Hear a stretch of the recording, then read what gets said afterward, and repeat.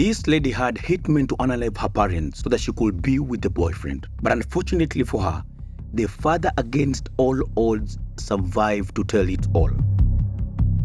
Beach Hapan and Hue Han Pan were ethnic Chinese refugees from Vietnam to Canada. Both of them moved to Canada, married in Toronto, and lived in Scarborough. They gave birth to 2 children, but today we will focus on the firstborn daughter, Jennifer Pan. Just as any other immigrant who worked so hard to make ends meet, Han worked as a tool and die maker, while Bish made car parts at Magna International, which is an auto part manufacturer in Aurora, Ontario. Jennifer's parents wanted her to be successful, so she took piano classes from the age of 4 and played flute in her secondary school band.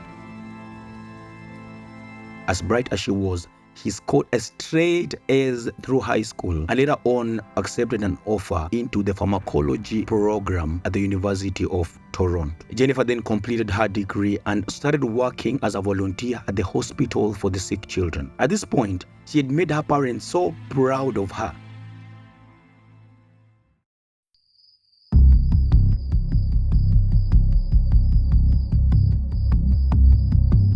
This celebration wasn't meant to last for so long, because on the night of November 8, 2010, 3 men walked through the unlocked front door, all armed with. They then demanded for money, and after robbing them, pulled a trigger on both Han and Bish.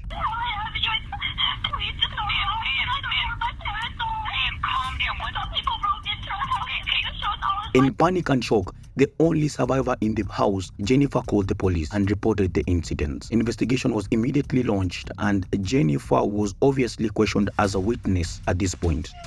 At first, the police thought that the family's wealth had drawn the criminals inside, but they started having doubts after a number of valuables were found untouched, and Pan managed to call 911 while her wrists were bound. There was nothing the police could do at this stage to justify an arrest, so they had to let her go. A few days later, Hue Han Pan, Jennifer's dad, woke up from a coma and said it all. He said to the authorities that he saw Jennifer softly talking to one of the hitmen, suggesting that she was involved in the scheme to unalive him. But the question is, did he just wake up one day and decided that she wanted her parents dead? Let's go back to her life in high school. Do you remember when I said that she scored straight A's? It was all a lie. She fought this to make her parents think that she was doing so well in school. In fact, she failed the maths class in grade 12 at Ryerson University, now known as Toronto Metropolitan, making them rescind her earlier admission. She later on lied she had accepted an offer into the pharmacology program at the University of Toronto. And to make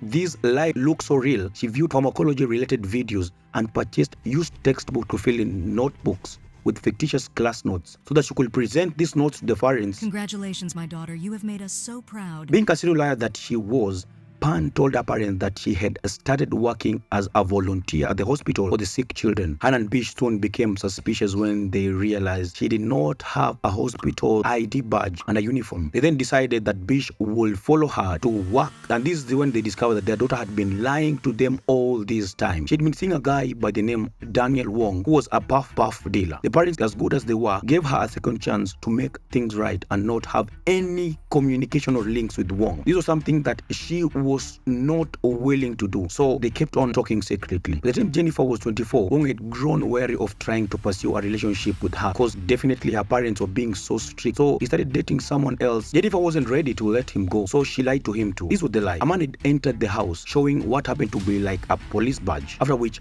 several men rushed in and gang assailed her. She claimed that after this, a bullet was mailed to her and that both of these events were orchestrated by Wong's new girlfriend. With the help of Wong, she had 3 hitmen to eliminate them for a price of $10,000. She calculated that she would inherit $500 if this plan worked. For the fateful night, Jennifer left the door open for Linford Roy Crawford, Eric Sean Catty, aka Sniper, and David Malvaganam, who walked in the house that night and both her parents, leaving them for dead. She then called the police and pretended she was lucky to survive. All these conspirators were arrested and sentenced to life in prison with no chance of parole for 25 years for first-degree murder, second attempted murder, and conspiracy to commit murder. In 2014, Cathy received 18 years sentence after pleading guilty to conspiracy to commit murder, with eligibility for parole after 9 years. His lawyer had fallen sick during the first trial. In May 2023, the Court of Appeal for Ontario granted an appeal by Pan and 3 conspirators on the first-degree murder charge and ordered a new trial. And by the way, in the spring of 2010, Pan paid someone $1,500 to kill her father in the parking lot of his job, meaning she was so determined to make this happen.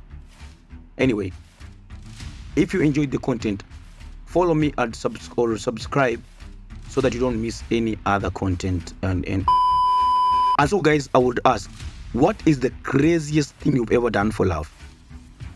So guys, if you love this content, please leave a comment down below and don't forget to follow me or subscribe to my channel. Until next time, see you. Adios.